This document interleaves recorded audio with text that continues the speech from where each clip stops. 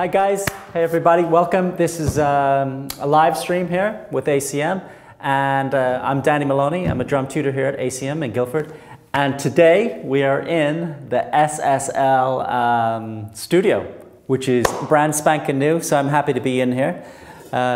Playing the Tama Star Classic house kit in here. I started on Tamas, funny enough, but I did bring my Brady snare drum here today, my Jarrah ply, so I wasn't leaving that home today. I wanted the experience here in the new brand spanking new studio. Looks so nice in the daylight too, lots of bright light. So today, for this live stream, I'd like to do a couple of lessons with you. First one would be hands and feet, developing your hands and feet. So often we like to play fills, and we're just moving around the kit, and the bass drum or the hi-hat foot could be ignored. So what I'd like you to start doing is to incorporate the bass drum, and I've got some good exercises for that. So we're going to take it at a nice slow tempo, and then we'll bump it up. Okay, and then the other lesson would be developing mobility around the drum set.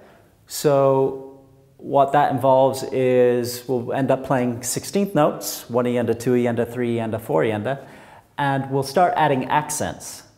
With those accents, we will move around the kit. So everything's on the snare drum, and then with one accent, we'll move it to the floor tom. Another accent, we'll move it to the high tom. And pretty soon, you'll be comfortable moving around within every 16th note of a bar, placing it wherever on the kit, okay? So yeah, that's what we're going to cover during this live stream. And this material, this is what I'll be teaching on the degree level. Even on the diploma students get a taste of some of this in different formats. So yeah, first of all, I'd like to start with a warm-up. And anyone watching and been in my lecture before, they know probably what I'm going to warm up with. So I like to use a 4 on the floor pattern on the bass drum. And the hi-hat foot will be 2 and 4. And on the snare drum, I like to play 16th notes. Now, if we get to a certain tempo in a warm-up and the student is a little uncomfortable playing at that speed, then dropping back to 8th notes is also fine. Yeah, so 8th notes, 1 and 2 and 3 and 4 and. But we'll start with 16ths, and we'll start with a comfortable tempo. So we'll be playing singles. For today, we'll look at 4 bars of single strokes, 4 bars of double strokes, and then 4 bars of paradiddles. All 16th notes. Bass drum, 4 on the floor. That's on beat 1, beat 2, beat 3, beat 4. Hi-hat, foot, beat 2, and beat 4. Okay? I think that'll be it, and maybe we'll loop it around at least one more time. So we'll go through that twice. Okay? So I'll count you in, and yeah, let's see how it goes. All right? Here we go. 1, 2, 3, 4.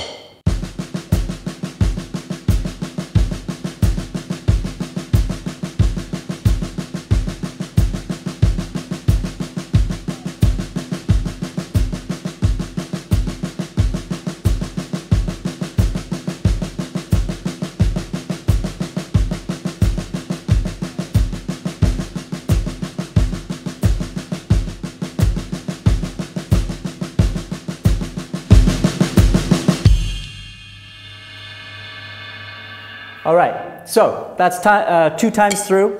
I need that myself. Oh, yeah, feels like a Monday morning, but anyways. So that's 2 times through. When you start getting comfortable with that, you could move it around the kit as well. We bump the tempo, so we might go through this sequence 3-4 times. For the more advanced student who's completely comfortable with this 4 on the floor pattern, we can start using a samba foot pattern. So check it out. I'll go 1 time through. Here we go. Maybe slow it down just a little bit for you. So it's got 1, 2 and 3 and 4.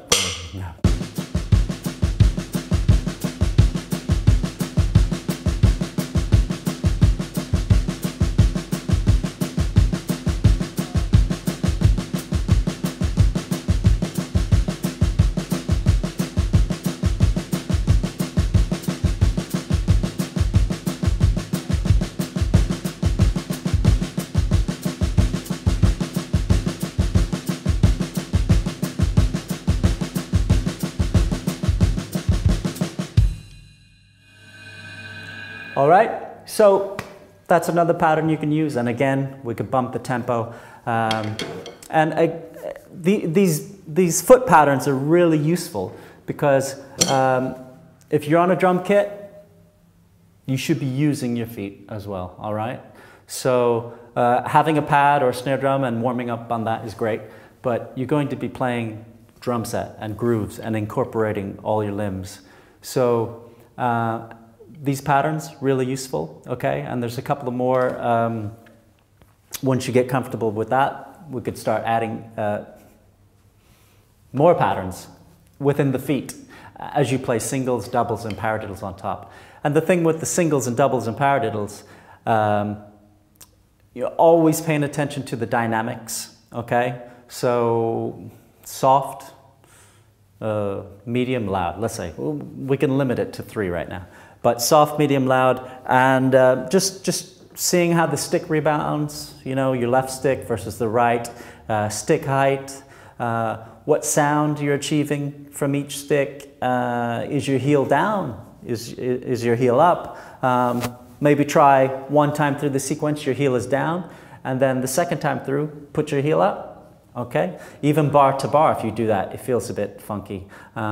Because you never know. I know most people have a preference. I play either way, but it depends on the gig that I'm playing. So if I'm playing a quiet gig, acoustic setup, often I'm not heel up. All right, so I want to achieve just that feathering bass drum technique where the beater's just kissing the bass drum. Yeah, just like that. Not really making out, but just, yeah, little kisses. So often the heel down. I know Dave Weckel, he gave a clinic last year in town, and he's like, heel up, that's it. And he's got his sound, and that's cool. So everyone's free to do what they're doing, but I'm just saying if you've got some versatility, then explore it too. So challenge yourself. Okay, so I think it's time for the first lesson. Hands and feet. So let's see. We're going to put this notation on the screen for you as well, so you can have a look at it. And the idea is, if we're playing single strokes, right, left, right, left, right, left, we're just going to keep this going. So in this notation, you will see it's between snare drum and bass drum.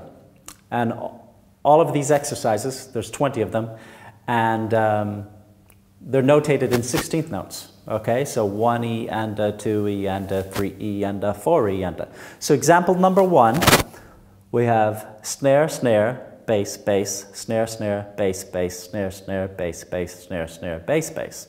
Okay, so the combination or the stick combination for this will be right, left, bass, bass, right, left, bass, bass, right, left, bass, bass, right, left, bass, bass.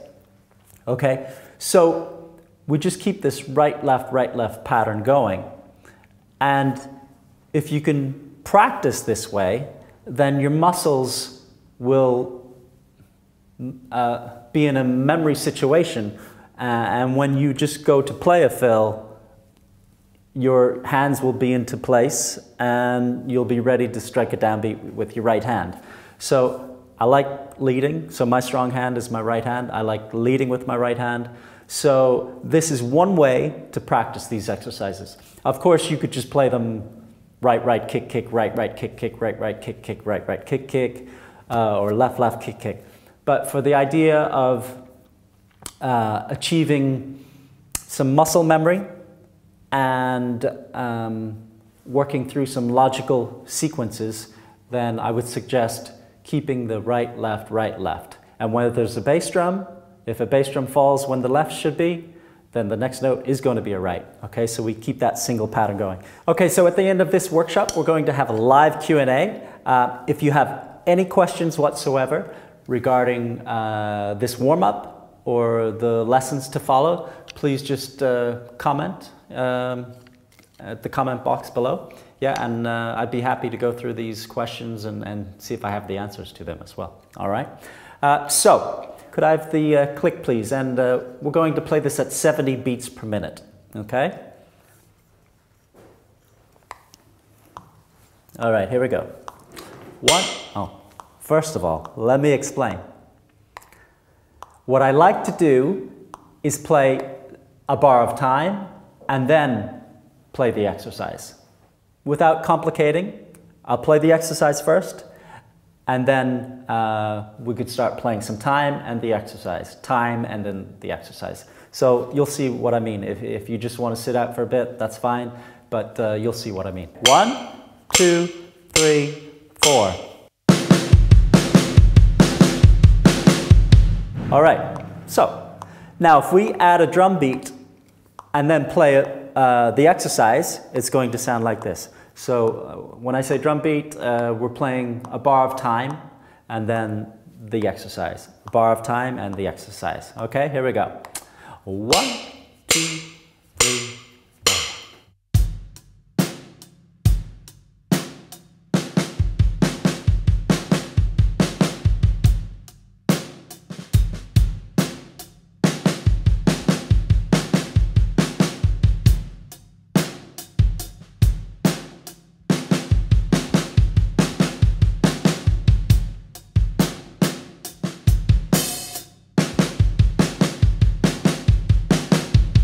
Okay, so that's how it goes. We can keep the click running because I'm going to demonstrate something now. So this is just snare drum and kick, but what we want to get to after we go through 20 of these exercises is we're going to go back through them and we're going to apply it instead of just on snare drum, we'll move it around the kit. And right now you're free to move it around anywhere. So let me demonstrate number 1 going around the kit. 1, 2, 3, 4.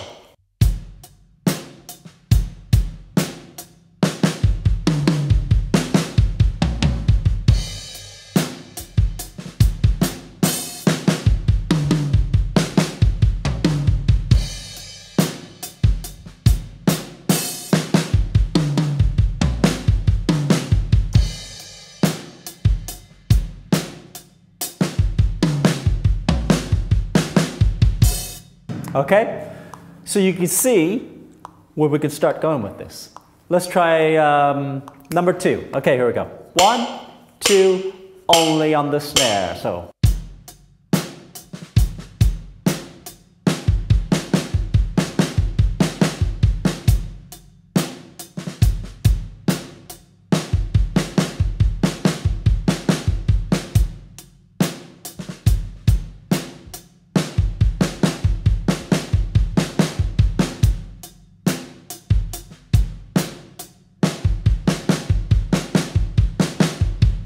Okay, so you see these left hands in here on the ah of 1, of 2, of 3, of 4, okay? And the right hand is on beat 1, beat 2, beat 3, beat 4.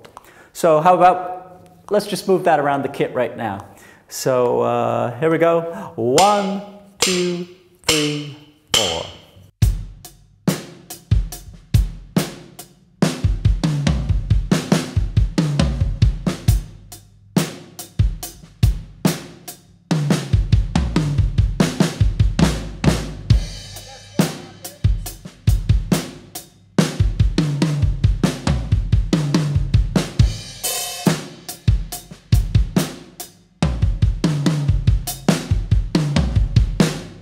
So, number 1 snuck in. I think at least half of it, right? So the idea is then, imagine going through 20 of these, muscle memory, bang, you're going to have all these variations in your hands, and then you might just end up playing 1, 2, 3, 4. Okay? Who knows what will come out, but at least you're using the bass drum, and you have something to fall back on. Okay, you have, rather than getting your hands all muddled up, you have something to fall back on. So that's what these exercises hopefully will help with, is just, you know, something to fall back on, breaking up the hands between the toms, the snare drum and the bass drum. Okay, so let's cherry pick one. Any favorite numbers out here? 7 is some favorite number. Let's see. How about number 12, okay? 1, 2, 3.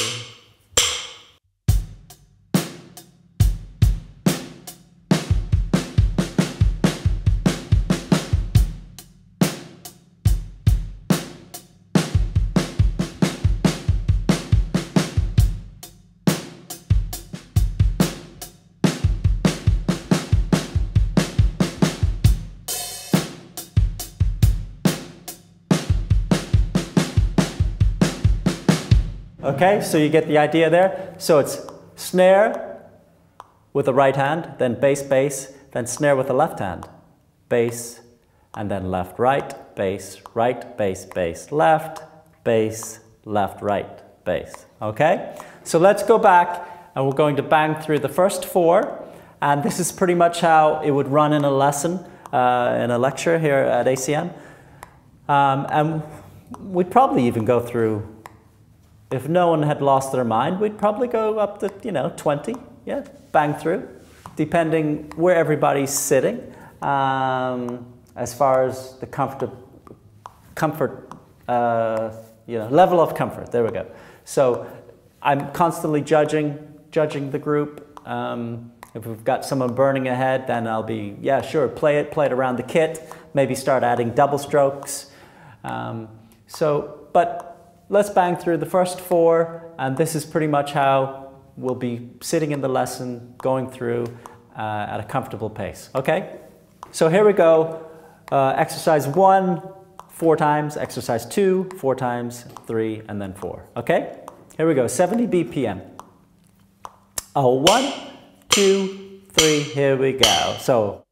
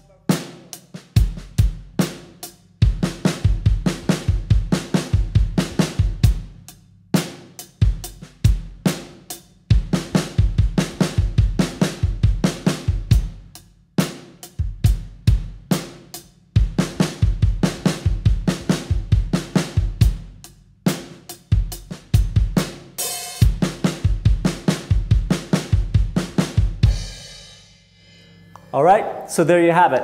That was each number, each exercise, 4 times, 1, 2, 3, 4, okay? And there are 16 more to get through. So if that feels a little quick, 70 BPM, absolutely drop it down, 60 BPM, whatever it takes, or if you just want to get rid of the click and work through, let's say number 15 would be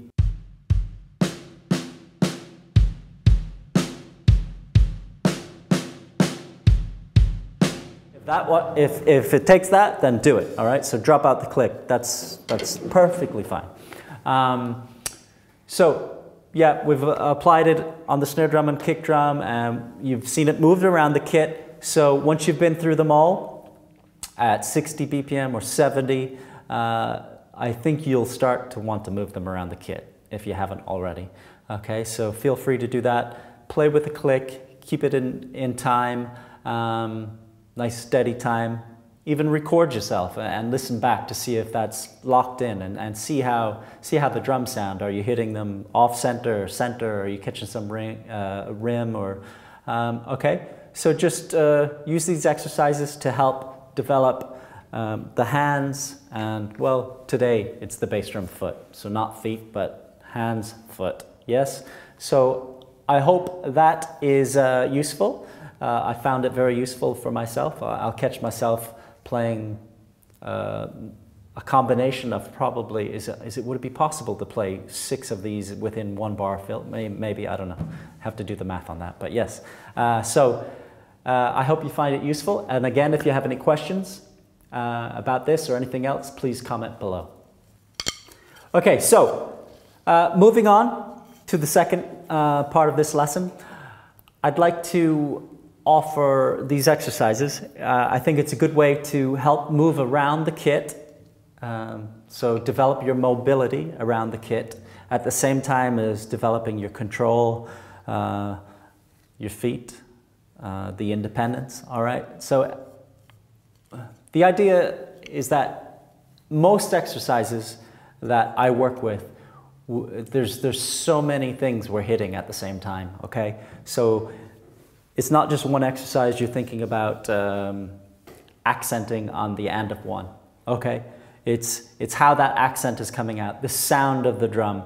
At the same time, we're not talking about only the snare drum. We've got our feet going, and which patterns are we playing, and what sound are we producing? And again, are your heels up or down, and how high are your sticks, okay? So everything comes into play. So for this one, I'll call it the moving accents. And again, we're working, what's nice about this is that we're working in 16th notes again. We're going to use the 4 on the floor bass drum again, and we're going to use hi-hat foot on 2 and 4. I like 4 on the floor bass drum because it comes up in a lot of musical environments, and I just think it's important for the drummers who haven't ever played that to be playing it, okay? So you might be sick and tired of playing it, but for those guys who are not aware that it is so important, please just, yeah, 4 on the floor in your exercises. Once you got it, then move on to some different patterns, okay? So, moving accents. Right, again, let's just work with single strokes. Single strokes being right, left, right, left, right, left, right, left, okay? So what I'm going to do, and you can see this notation on the screen as well, we have 4 exercises. I want to play an accent only on the downbeat. So I'm going to play an accent on beat 1, beat 2, beat 3, and beat 4. Yeah, so let me just demonstrate that right now. I don't need any click for this, so we're just going to bounce right into it. Again, bass drum 4 on the floor, hi-hat foot 2 and 4. The notation is on the screen if you're curious. Here we go, single strokes, accenting beat 1, 2, 3, and 4. Here we go. 1, 2, 3, 4.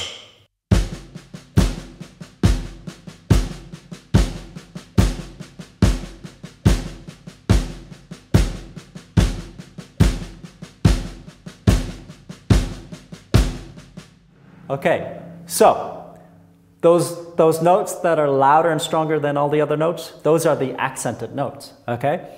So what I want to do now is move the right hand accent to the floor tom. Okay, so here we go. 1, 2, 3, 4.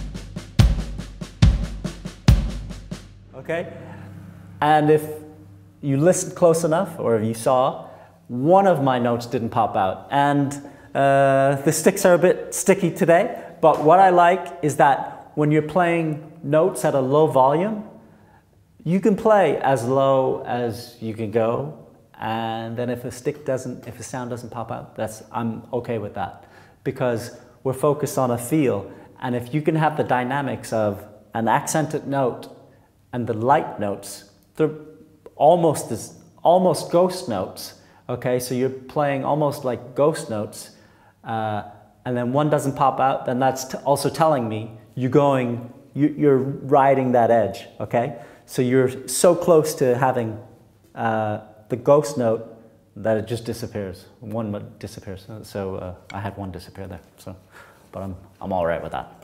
Okay. Now, that was the accent on 1, 2, 3, 4.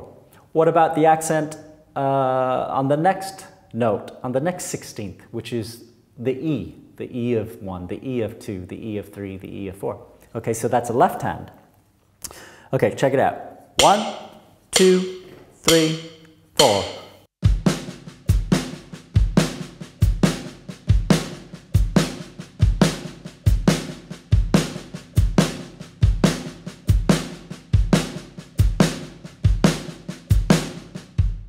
Okay, so all left hand accents.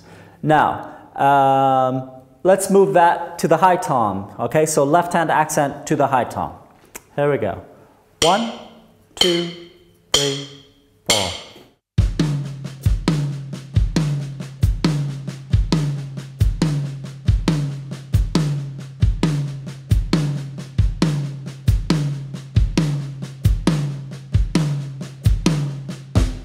Okay, so see what's happening there? The left hand accent, all the E's up on the high tom. We move along. The next 16th is the and of each beat. Check it out. That's going to be your right hand. And we're going to go back to the floor tom. All right, here we go. 1, 2, 3, 4.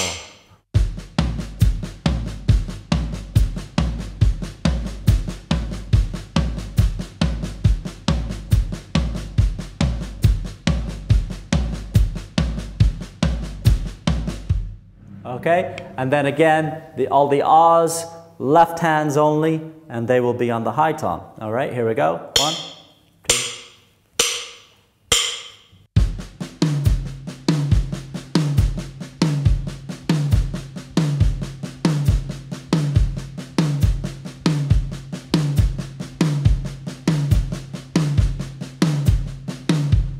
Right, so what we can do is start combining more than one accent or different accents on different beats.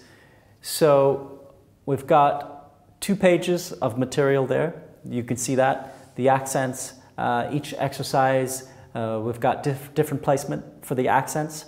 So the idea would be, again, go through, play everything on the snare drum as notated with the accents. Really try to have the bass drum pattern going along, the hi-hat foot definitely going along 2 and 4. And then when comfortable, you could start moving them around the kit. Okay, so let's take one accent. Let's take one exercise, for example.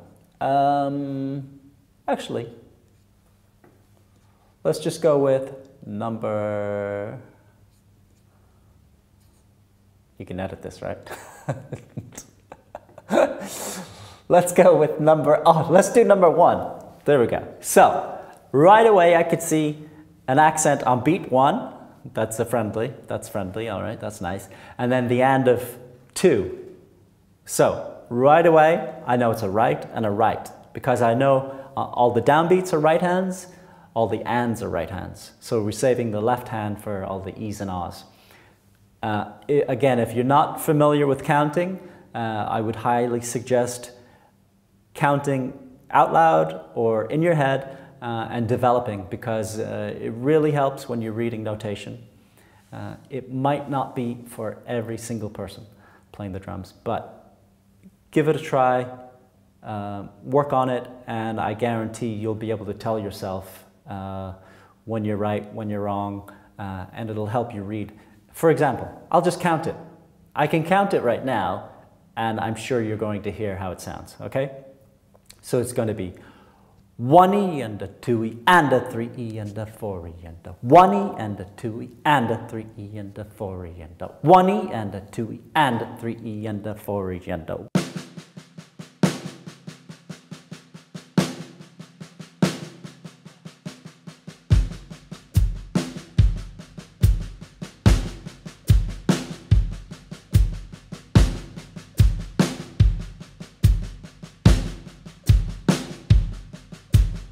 Okay, so if we're moving that around the kit, here we go. We've only got rights, so we're only going to worry about the floor tom. 1, 2, 3,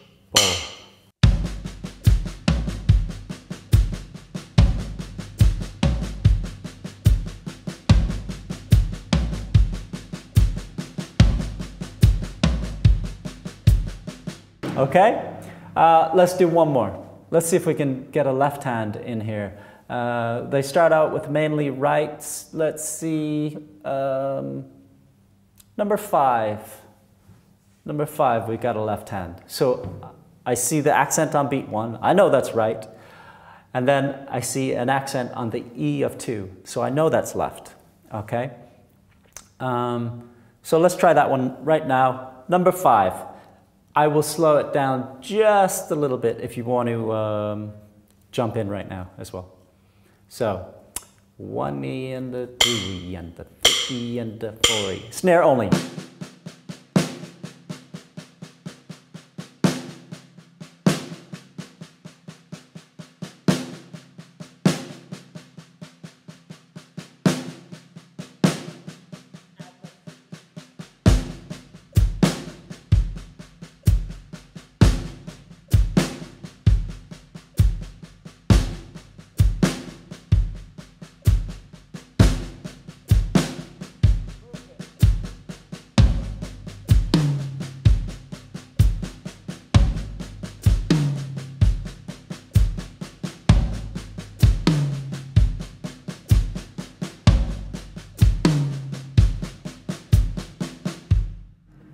Okay, so there you go. You see what's happening? Again, there are a lot of exercises here. You practice them slowly, controlled,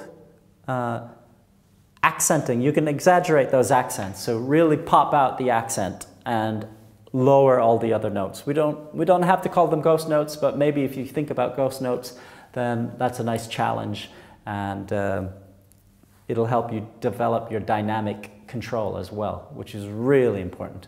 Okay, so again, if you have any questions regarding this exercise, the warm-up, or the hands and feet exercise, please just comment below, and I'd be happy to answer all of those questions at the end of this live stream. Okay? Okay, so here we go. Just to recap, we started with that warm-up, singles, doubles, and paradiddles. Remember, bass drum, 4 on the floor, and hi-hat, foot 2 and 4. Okay, remember, dynamic control, tempo. You're not just playing strokes, okay? You're thinking about everything else. You're being aware of everything else. And if it helps, put on some music, put on one of your favorite songs, and use these exercises, warm-up exercises, to play along with your favorite songs. If you think about a warm-up being tedious, then that might be one good way to just feel good, as long as you don't get carried away and start playing the song, okay, or your favorite fill. Stick to the exercises, and you will be rewarded. Okay, so that was the warm-up. Then the first lesson, we checked out the hands, feet, or the hands to the foot. Yes? So again, tempo is really important. If you want to just turn off that click, go ahead and get the combinations. Get them correct. Don't throw in a left when it should be a right. Okay, so discipline. That's another thing. If you have no discipline, then in 5 years' time, you will look like a drummer and sound like a drummer without discipline, okay? So develop the discipline. Know when you're playing it correct, or know when you're playing it wrong, right? I guess if you know when you're playing it right, you'll know when you're playing it wrong, hopefully. So the hands and feet, really useful for developing fills around the kit, all right? And then the next lesson we looked at was the moving accents, all right? So moving the accents, I mean, even just developing this on the snare drum and playing these exercises only on snare drum with the accents, again, keeping the feet going will be beneficial. Taking it a step further, you move it around the kit, and again, discipline, left hand where the left hand should be, right hand where the right hand accent is. Left hand doesn't have to be on high tom, of course. You can start moving it, you can go to the crash, the hi-hat, wherever is physically possible, if it makes sense, I guess. You know, if you can make it work without falling apart, go for it, all right? Okay, so that's it for the recap. If you have any questions, please comment below. And also, if you want to check out some more, need some more information, acm.ac.uk online. We have so many open days coming up, so just come on down, and we'd love to see you here, all right? So now it's time to pop over to the live stream.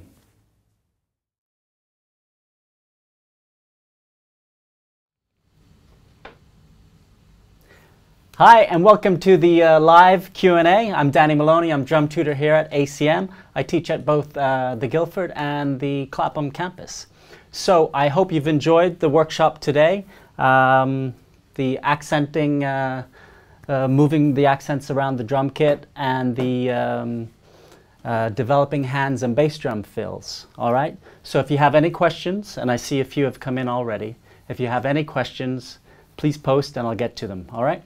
So here at ACM, I teach degree and diploma, and I teach the modules like technical studies or improv. So in technical studies, you'd be looking at rudiments, independence within many styles. So that's jazz, rock, and funk, and Latin as well. Odd time playing, and much more. So we often go into great detail with these exercises. And I can see one question asked by Toby, I believe it was Toby Tinker earlier. Do the drummers sit at the electronic drum sets? Yes, so everybody's in a group, electronic drum sets, and I usually get drummers coming up to perform these exercises.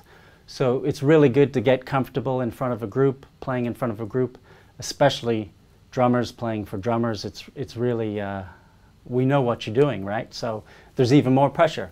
So that's a great environment for developing these exercises. I teach one-to-one tutorials, several hours per week. So they can consist of maybe even a guitarist coming and looking for just to learn some basic drum beats that they can help in songwriting or to work with other drummers. Maybe there's a drummer, they're looking to learn a new song, a new groove, or help with some of the material within the modules. So the tutorials one-to-one are tailored and are a real good benefit to the student, because we can get really in whatever you're looking for. We can get it, bang it out, and if you need another one, you come back a week later or 2 weeks after some work. And yeah, so one-to-one tutorials are really useful. Improv, I've been teaching the improv classes as well. So within different styles, that could be Latin or rock or even jazz. Jazz is very much based on improv. So there's a lot of exercises we go through to develop improv skills and soloing. So whether those are open solos or solos fixed within 4 bars or 8 bars or 16 or 32 bars perhaps, or just even filling ideas also. So that's it. That's what I'm doing here at ACM. Mainly I see all the drummers, and every now and then a guitarist or a bass player pops in, and they enjoy working and hearing some ideas from myself, from a drummer's perspective. So yeah, that's it. And so getting to some of these questions here. Okay, Oliver has asked, great class, Danny. If I wanted to get started on drums, are there certain things that I can do without having to own a kit to begin with? Yes, definitely, Oliver. Let's see, without a kit, well, you should have sticks at least. And a practice pad would be useful. So I know when I started, I was playing on a table. It wasn't the fancy dining room table, but it was a table. So that worked really well. And the bounce, I think, was quite similar.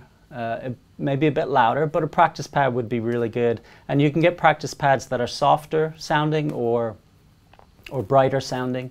The soft ones will be quiet, so that's good to have. And so yeah, without a drum kit, I would say even a drum teacher. So even though you don't have a drum kit, you could still have a teacher, and a good teacher will point you in the right direction. And you'd begin with the rudiments, several rudiments, but as soon as you can start incorporating your feet, that would be good.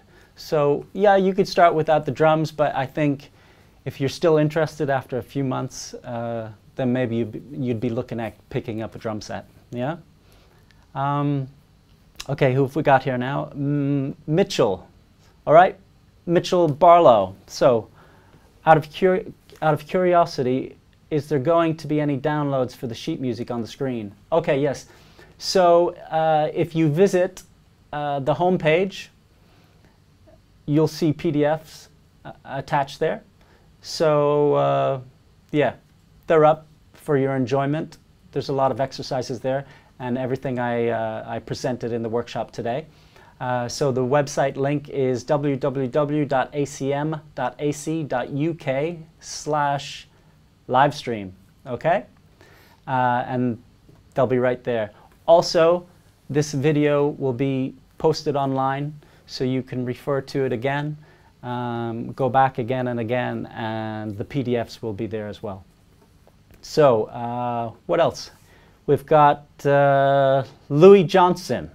Okay, so Louis would love to know what Danny thinks about a career in drumming, and what are the pros and cons? How does it compare to just drumming as a hobby? Okay, and is there extra expectation on playing, etc.? Okay, so a career in drumming, well, I think most musicians would say it's a lifestyle. It's a lifestyle decision. That doesn't mean you need to be, you don't have to live like a student the rest of your life, or live, you know, you can make some money playing music. So don't always put yourself out maybe just for the art of it, the art of drumming, because the way I see it, if I'm drumming, it often doesn't matter where I am doing it, because I love drumming. So I think the approach you have to take if you want to be happy and successful and have a decent income is to just be involved with everything drum-wise. Now, comparing it to the hobby, I mean, if you just play drums on the weekend as a hobby, that's great too. So I think the bottom line is that you got to be happy with what you're doing. So if you're going 9 to 5 into the office and you're not happy doing that, well, you know, don't do that. And if you're drumming and you're not happy with the drumming, then don't do it. But if you can find a balance of, maybe if you're just a hobby drummer, a weekend warrior, then that maybe fulfills you. So finding that balance. I hope that answers your questions there, Louis. Okay, so moving on. So we've got Toby. Right, so is this the kind of lesson where everyone would be playing along on the electronic kits? Yes, Toby, that's correct. So we've got, I want to say 16 to 18 Roland V-drums. And that's correct. Everyone would be sitting at the drum sets. And I often, almost always, once people are comfortable, and I can see that, I will get the drummers up to perform it in front of the group. And that really helps the drummer become comfortable performing, getting up on stage, which is the acoustic kit, of course, and then to also hear how it sounds on the acoustic kit with the cymbals and the drums. And a lot of times it does feel different if you're just pounding on the pads on a electronic kit for 30 minutes or an hour or more at home, and then you finally end up on an acoustic kit. The dynamics come into play and the touch is a little different. So yes, on electronic kits, but I get everybody up as often as possible so you can get comfortable with the kit, with the exercises, and playing in front of people. Okay? All right, and this is Louis Johnson.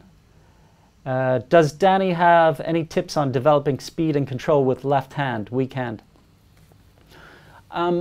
Speed, okay, developing speed and control with left hand. Definitely, I think developing control, left hand or weaker hand, yes.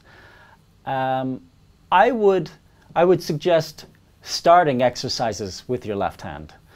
So everything I showed you today, I started with my right hand. You could reverse it all, even on the same drum kit, and just start everything with the left hand. And I think leading that way with the left hand and playing accents with the left hand, I think that helps develop the control. Speed, I think if your strong hand is fast or quick and your weak hand is not as quick, then I think if you're leading with the left hand or doubling up on your exercises, so if you're playing 2 bars of exercises to every 1 bar with your right hand, so 2 bars with your left hand, weaker hand, 1 bar with your right hand, then maybe you're getting a bit more of a workout for your weaker hand. That's another way to look at it. But yeah, definitely I would say start exercises with your left hand, especially all rudiments. And if you've got the time, spin around your kit, put your hi-hat over on this side, crossover, or just play open-handed. So challenge yourself. I was on one gig where I wasn't too happy with the bass player. I was happy with the gig, but the bass player, I couldn't change the feel of the swing gig. So I ended up leading with my left hand. So I had my ride cymbal, and I just kept playing jazz ride patterns with my left hand. And I think that helped a bit. So I was making the most of that situation. That's all I could say. I hope that helps, Toby. All right.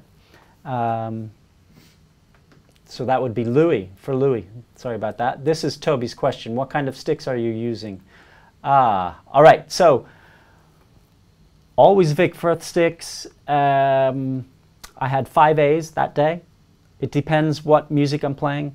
5A, I might pop down to a 7A, and then I'll move to a heavier stick, 5B. That's pretty much it. So 5A, down the road, bang. 5B if I want to start maxing out some more power. And sometimes I'll pop down to a 7A, a bit lighter. But 5A, what I'm using there in the video. Okay, and Mitchell Barlow. Hiya, I have an issue with drag rolls with my right hand, and I have an issue where I can't properly drag this stick for drum rolls. Any possible advice? So the drag, I can see that as an issue for drummers.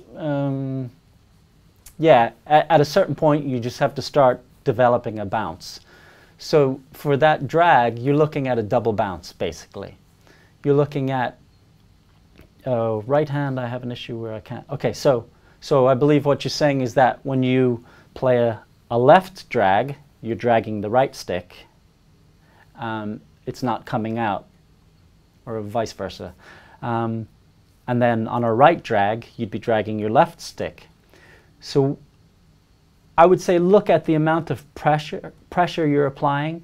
The slightest change in pressure will either force the stick into the head and it doesn't bounce, or you loosen up a little bit and the stick will bounce 5, 6, 7, 8 times. Okay, so do that what I call a bounce test, and find how much pressure where the stick goes bzz, dies, and how little pressure you apply to let the stick go blah, blah, blah, blah, blah, blah. Okay, and you just need to experiment with that, and yeah, you want to equal them out, and I would say stick to your strong side and feel how that feels, and do 4 of them or 8 of them, and then go to the left side. Going back and forth often when you're just starting out with these drags it's not as beneficial as just concentrating on the continuous movement of one side and developing that, and then move to the other side. Okay, so I hope that helps. Okay, Ellie, here we go. How useful is the foundation year to students? So foundation year is definitely suggested for drummers who maybe haven't done grades, possibly haven't had a private teacher, and possibly have only played a few years. So we don't want you jumping right in and being over your head on a 2-year program. So the foundation year really sets you up, brings you up to speed, gets you comfortable in the environment and the process of exercises and the modules and the learning. So it would depend. I think one of the drum tutors here would be able to make a suggestion as to if you need the foundation year or not. Okay, so I hope that answers your question. What else? We've got Pierluigi. Okay.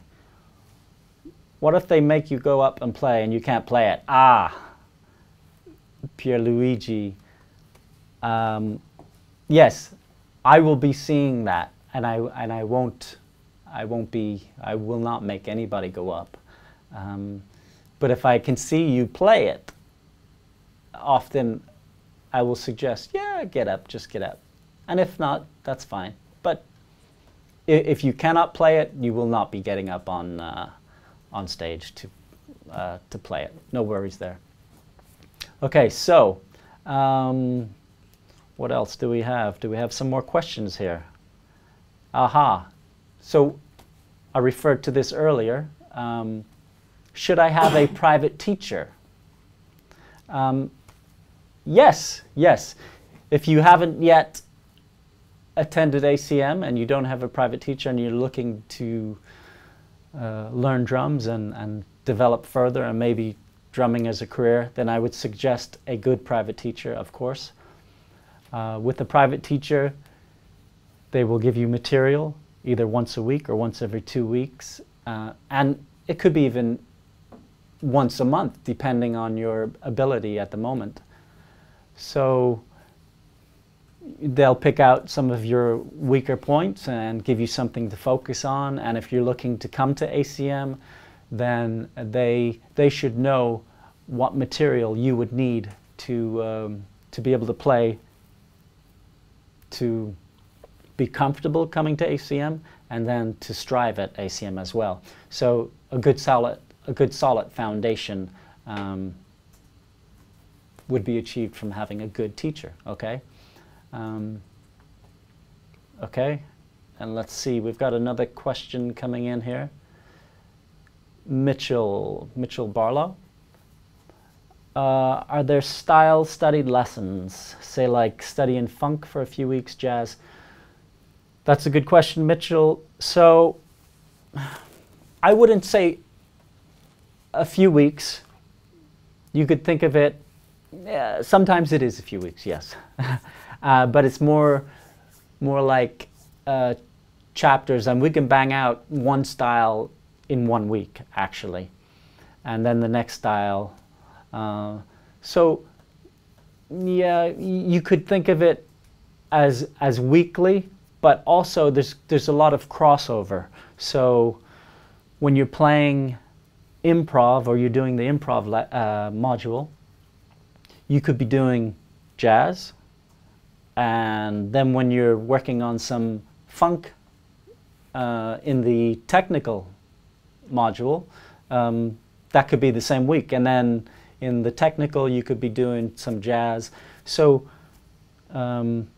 it very much crosses over, but yeah, so you would have multiple weeks. Overall, you would have multiple weeks of working on funk. You definitely multiple weeks of rock and jazz and Latin. So not always consecutive, though, in the same module.